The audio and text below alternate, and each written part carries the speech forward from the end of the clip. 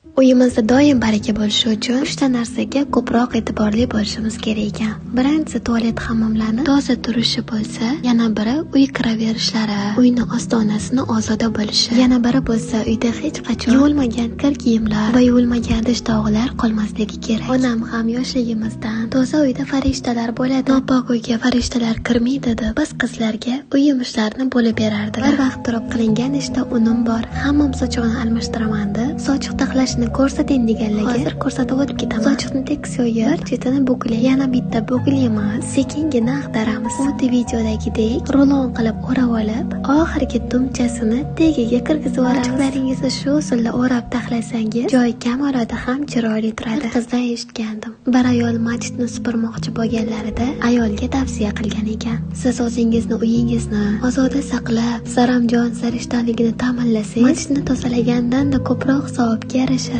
Ertalabki joyga shirgiruvchi tayyorlab, bolalarim uyg'ongunicha gazlarimni chiroyli qilib yuvib, bitta choy qo'yib qo'ydim. Bizda obedda quyuq, kechkasi ovqat bo'ladi. Bugungi salqin havoga qaynoqgina chuchvarali sho'rva tayyorladim. Video sizga yoqgan bo'lsa, yurakchani bosib qo'ying. Xursand bo'laman.